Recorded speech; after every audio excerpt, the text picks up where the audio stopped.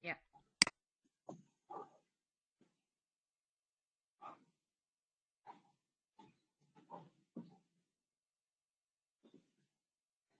Assalamualaikum warahmatullahi wabarakatuh, Bapak Ibu. Waalaikumsalam warahmatullahi wabarakatuh, Bu. Apa kabar ini Bapak Ibu pada pagi hari ini? Masih sehatkah? Atau ada yang gundah gulana? Alhamdulillah, sehat, Bu. Sehat jambu. Alhamdulillah. Alhamdulillah kalau sehat ya. Perkenalkan Bapak Ibu, mungkin yang dari kelompok lain sudah pernah bertemu saya. Perkenalkan, saya Rodia Harahap. Saya tinggal di Danau Sijabut. Pekerjaan saya itu adalah guru di SD Muhammadiyah Danau Sijabut. Nah, Bapak Ibu, dalam sesi kali ini saya akan membersamai Bapak Ibu dalam kegiatan Lokakarya. Mohon izin tadi saya sudah share screen-nya. Nah, tema Lokakarya pada Lokakarya keempat ini yaitu penguatan praktik coaching ya Bapak Ibu. Nah, Bapak Ibu tadi saya sudah memperkenalkan diri. Mudah-mudahan semuanya sudah kenal dengan saya Bapak Ibu ya. Oke. Oke, baik Bapak Ibu. Baiklah, sebelum kita membuka sesi kali ini, ada baiknya kalau kita berdoa bersama. Nah, saya minta kerelaannya pada Bapak Ibu yang ingin berdoa, yang ingin memimpin doa. Dipersilakan Bapak Ibu, raise hand. Aja, Bu. Oke. Baiklah, sebelum memulai sesi pada pagi hari ini pada Lokakarya 4, marilah kita berdoa menurut agama dan kepercayaan masing-masing. Semoga apa yang kita harapkan dari pembelajaran hari ini dapat kita lakukan dan bermanfaat. Doa dimulai. Doa selesai. Baik, terima kasih kepada Pak Fadlan. Nah, semoga dengan doa yang tadi dibacakan dan kita bacakan bersama, acara kita ini akan berlangsung dengan baik Bapak Ibu. Oke Bapak Ibu, sebelum kita masuk ke sesi apa aktivitas hari ini, izinkan saya untuk mengajak Bapak Ibu untuk menggali semangat kita. Ada kira-kira yang mau memberikan ice breaking-nya Bapak Ibu? Ya, boleh Bu. Oke, silakan Ibu Erija. Biar kita semangat ini Bu Erija. Oke, saya akan memberi namanya tepuk wow ya Bapak Ibu. Jadi gini, tepuk wow. Beri W, beri O, beri W. Wow. Gitu ya Bapak Ibu ya. Beri W, beri O, beri W. Oke, 1, 2, 3. Beri W, beri O, beri W. Berwow. Oke Bu. Terima kasih, Bu. Oke, terima kasih Bu Erija sudah membangkitkan semangat peserta lainnya juga, ya kan. Baiklah, aktivitas ya langsung saja ya ini saya bacakan aktivitas kita hari ini. Yang pertama tadi pembukaan, kemudian berdoa, kemudian menyepakati kesepakatan kelas, menyampaikan tujuan bersama, menyampaikan tujuan pertemuan ini, kemudian berdiskusi, kemudian nanti kita menonton video, kemudian melakukan refleksi dan penutup. Baiklah, tadi saya sudah membuka, kemudian kita sudah berdoa. Sekarang saya akan bertanya kepada Bapak Ibu tentang kesepakatan kita hari ini. Nah, kesepakatan kelas yang telah saya buat itu yang pertama adalah fokus, kemudian open kamera, jika tidak memungkinkan boleh izin off kameranya. Kemudian yang ketiga raise hand ketika hendak menyampaikan pendapat. Kemudian menggunakan kolom chat jika diperlukan. Yang terakhir adalah aktif dalam mengikuti kegiatan ini. Bagaimana Bapak Ibu, apakah kita sepakat dengan kesepakatan kelas ini atau ada yang mau ditambah atau mau dikurang? Silahkan, ada yang mau menanggapi? Sepakat Bu. Oke, cukup ya. Oke, kita masuk ke sesi berikutnya berarti.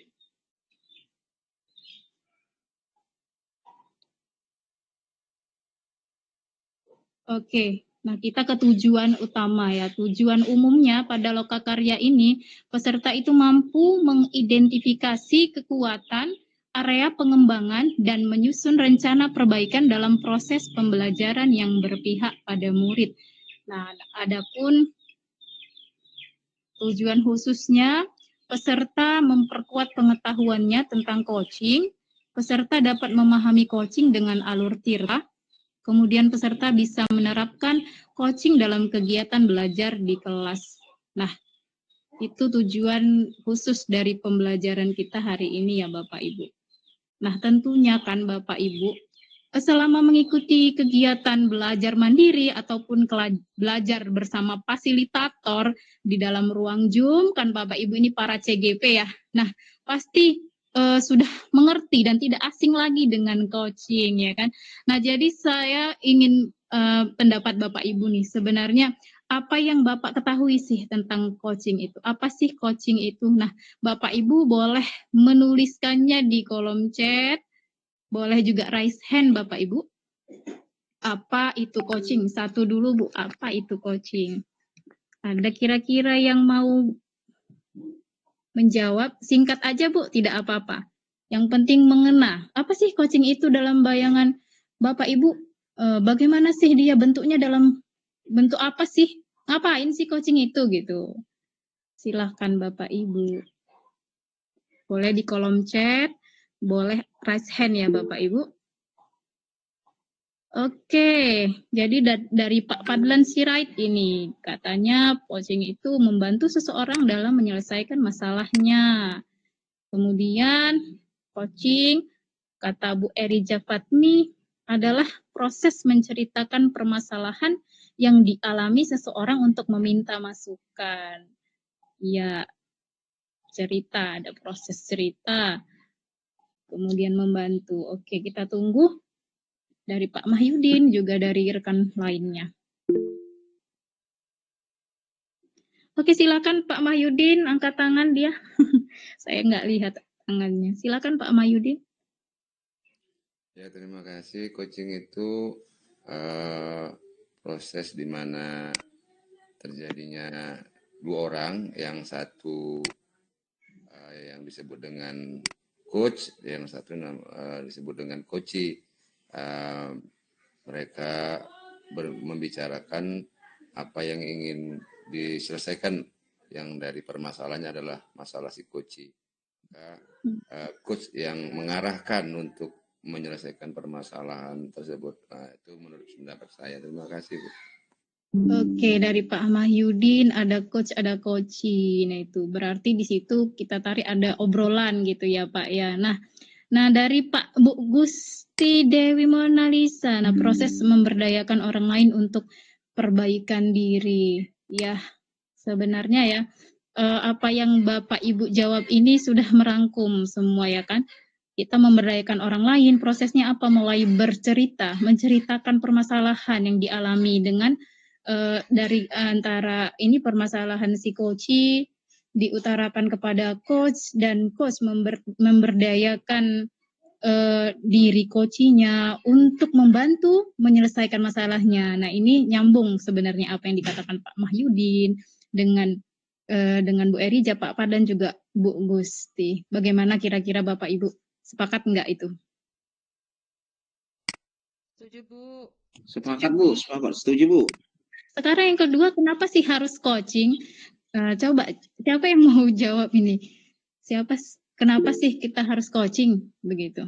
Oke, Pak Fadlan, kenapa harus coaching kira-kira? Yang pertama Bu, kalau coaching itu kan yang pernah saya lihat nih, yang pernah dibaca itu adalah dengan teman sejawat. Jadi dengan teman sejawat itu kita rasa sungkan atau rasa segannya sedikit hilang. Karena terkadang coaching dengan orang yang lebih, ya dibilang paham segala hal, kita serasa malu seperti itu. Mungkin itu Bu dari saya Bu. Kenapa coaching itu harus dilaksanakan? Selain menggali dari diri kita, coaching itu dengan teman, jadi mudah kita memahaminya Bu. Oke, karena coaching ini bisa dilakukan dengan teman, bisa lebih mudah memahami apa yang terjadi pada kita, nggak malu-malu gitu ya Pak Fadlan ya, yang saya tangkap ya. Baik, dari rekan lain apakah setuju dengan pendapat Pak Padlan atau ada pendapat lain? Silahkan dituliskan di kolom chat jika ada. Kalau tidak, berarti kita bisa menyimpulkan ini. Adakah yang lain? Ya, kenapa harus coaching? Bu. Coaching itu memberdayakan, ya kan? Memberdayakan. Tapi tidak menyudutkan, tidak sampai pokoknya dia membangkitkan ide pada si coach tersebut supaya dia bisa menyelesaikan masalahnya. Makanya coaching itu diperlukan. Nah, apa sih arti coaching dalam pendidikan, Bapak Bu? Siapa ini yang bisa jawab ini? Kalau tadi, ayo. Apa sih arti coaching dalam pendidikan? Bisa dituliskan di kolom chat, Bapak Ibu. Oh, tadi Bu Gusti jawab karena dengan coaching meningkatkan keterampilan coaching. Iya benar, senang, saya setuju. Saya setuju sih. Ayo untuk yang arti coaching dalam pendidikan, Bapak Ibu. Coaching. Tadi coaching memberdayakan si coach. Nah, kata di dalam pendidikan itu apa sih maknanya arti coaching dalam pendidikan kira-kira? Adakah yang mau raise hand? Ayo. Atau lagi ngetik di chat ini? Oke, kalau tidak ada, oke, proses memberdayakan teman sejawat untuk meningkatkan kualitas pembelajaran dalam pendidikan. Iya, boleh. Iya, kita tunggu yang lain ya, Pak. Kita tampung dulu.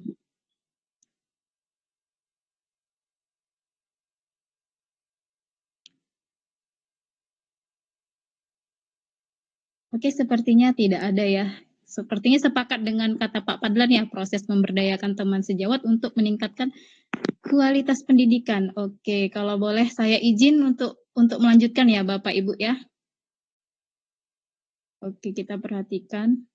Baik, Bu. Oke, jadi tadi sudah disimpulkan ya, coaching itu adalah sarana pemberdayaan potensi yang bertujuan mengantarkan si coach dari kondisi yang dialami sekarang menuju kondisi baru yang lebih baik, di mana di tempat itulah si coach memaksimalkan potensinya.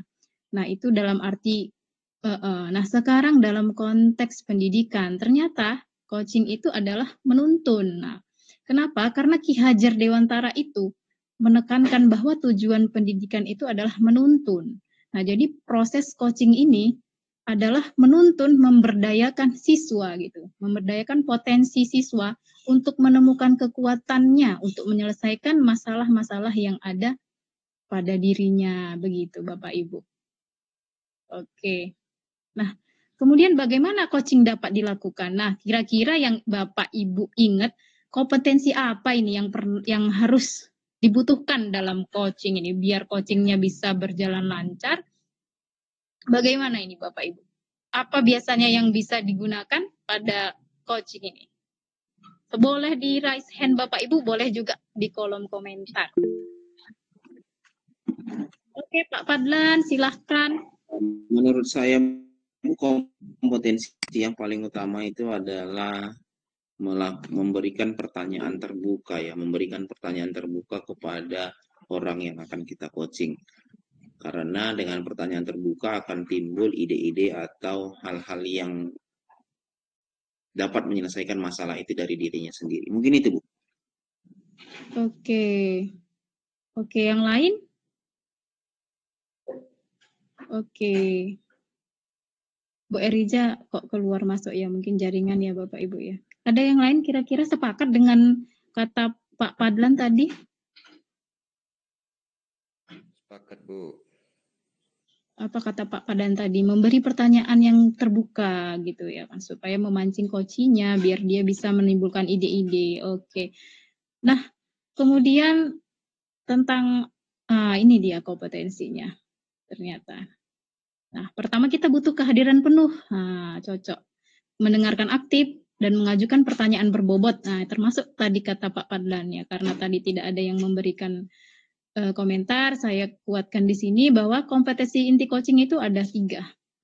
kehadiran penuh, mendengarkan aktif, mengajukan pertanyaan berbobot. Ya. Jadi Bapak Ibu kita harus punya skill coaching gitu.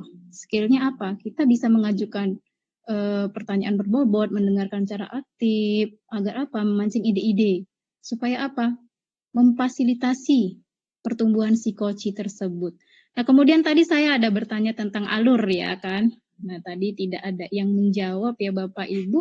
Ternyata ada percakapan alur tirta yang digunakan supaya kita mudah melakukan coaching. Coba ada yang bisa menjawab apa sih itu tirta? Apa sih Bapak Ibu tirta? T-nya apa Bapak Ibu? Siapa yang bisa menjawab bisa open aja mic-nya nggak masalah. Karena T apa ya? T itu apa ya kira-kira? Ada yang bisa menjawab? Tirta. Oke, apa Bapak Ibu kira-kira? Oke, lagi-lagi Pak Padlan ya. Iya Bu, Padlan? tirta itu adanya tujuan, adanya identifikasi, adanya rencana, dan adanya tanggung jawab Bu. Oke, benar sekali Pak Padlan. Ini dia. T adalah tujuan. Jadi kalau kita mau ngobrol itu kita harus tahu tujuannya apa, ya kan Bapak Ibu. Identifikasi dulu masalahnya. Ini sebenarnya masalahnya seperti apa? Fakta-faktanya bagaimana? Kemudian rencana aksinya apa nanti solusinya yang kira-kira akan ditemukan di situ, ya kan? Kemudian tanggung jawab apa yang akan dilakukan dari setelah dari percakapan di atas tadi bisa dikesimpulkan gitu apa nanti yang akan dilakukan dan bagaimana supaya itu bisa terlaksana gitu. Jadi berkomitmen akan langkah selanjutnya. Kapan nih mulai dilakukan? Oke, itu tadi ya Bapak Ibu. Nah, dengan kita sudah mengetahui alur tirta tadi, berarti Bapak Ibu kalau misalnya saya minta untuk coaching bisa nggak Bapak Ibu ya? Kita praktik di sini. Oke, mungkin karena waktunya juga ya, coba saya mau kasih tunjukin sama Bapak Ibu ada video. Sekarang saya semati aja videonya ya Bapak Ibu. Kayaknya saya nggak bisa buka. Nanti Bapak Ibu bisa lihat videonya praktek coaching ini. Bisa Bapak Ibu pelajari lebih lanjut ya, karena waktu kita tidak banyak. Nanti bisa Bapak Ibu pelajari, bisa Ibu tonton. Ini saya sematkan ya Bapak Ibu ya. Itu link YouTube-nya. Itu di situ bagaimana guru memberdayakan muridnya begitu. Jadi ada murid yang minta solusi gitu. Jadi punya melakukan coaching. Oke Bapak Ibu. Kita masuk ke akhir ini Bapak Ibu. Nah, setelah melakukan pembelajaran yang bersama saya tadi, nah saya mau melakukan refleksi. Refleksi yang saya gunakan ini model 4C. Ini bisa Bapak Ibu buka ya di link Padlet yang saya sematkan juga di kolom chat ya Bapak Ibu.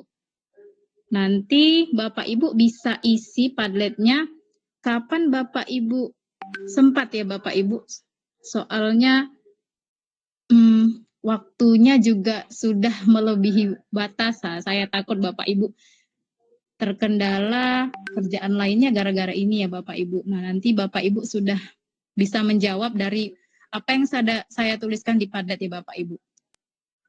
Baik Bapak Ibu, apakah Bapak Ibu sampai di sini ingin bertanya sesuatu? Cukup Bu. Oke Bapak Ibu. Oke Bapak Ibu, nanti di sesi siang hari Bapak Ibu mungkin akan lanjut dengan praktik yang lain untuk mempraktikkan coaching. Jadi Bapak Ibu jangan lupa ya ditonton videonya ya Bapak Ibu. Oke Bapak Baik, Ibu, Bu. ke penutup. Kalau tadi dibuka dengan doa, mari sama-sama kita buka dengan doa. Silahkan Pak Padlan. Baik Ibu, untuk mengakhiri kegiatan hari ini, di siang hari ini, marilah kita berdoa, beragama dan kepercayaan. Semoga apa yang telah kita pelajari dapat kita terapkan di sekolah kita masing-masing. Doa dimulai. Doa selesai. Terima kasih Pak Fadlan. Terima kasih Bapak Ibu telah semangat sampai akhir. Izin atau ada yang mau ini sesi foto-foto ini? Iya Bu, boleh. Ya, untuk kenang-kenangan saya nih Bapak Ibu. Yuk. Saya ini ya, pegang pipi aja. Tapi saya tutup dulu nih, Bu. Oke. Udah Bapak Ibu? Sudah, Bu. Kak Mahyudin yuk. Oke, foto.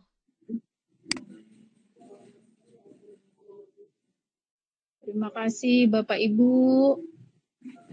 Saya tutup. Assalamualaikum warahmatullahi wabarakatuh. Waalaikumsalam warahmatullahi wabarakatuh.